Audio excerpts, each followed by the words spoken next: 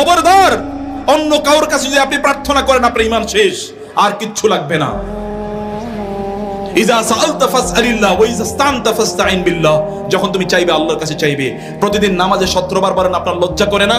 আপনি যখন প্রতিদিন 17 বার বলেন ইয়্যাকা না'বুদু ওয়া ইয়্যাকা নাস্তাইন, কেবল তোমারই ইবাদত করি আর সাহায্য চাই তোমারই, আপনি বলেন আমি তোমার ইবাদত করি, তোমার সাহায্য চাই। নামাজের পরে আপনি বলেন খাজা বাবা আমারে বাঁচাও। খাজা বাবারে কে বাঁচাইবো?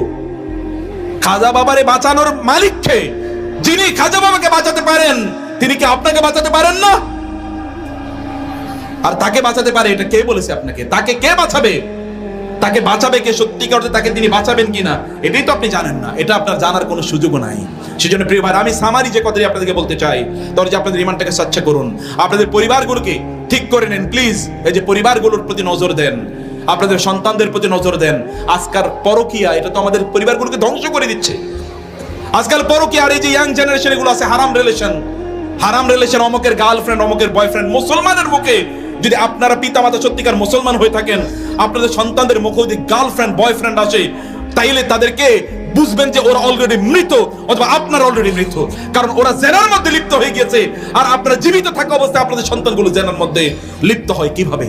অথবা আপনার নিজের ঈমান নাই, বুঝে নেন আপনারা ইসলাম কি দিন কি, কিভাবে আপনাদের সন্তানরা তথাকথিত গার্লফ্রেন্ড এবং বয়ফ্রেন্ডের আড্ডায় তারা অথবা হারাম রিলেশনের মধ্যে তারা জড়িয়ে যায়, কিভাবে তারা বাসায় অশ্লীল সিনেমা গান বাদ্যিত্য করে তারা দেখে।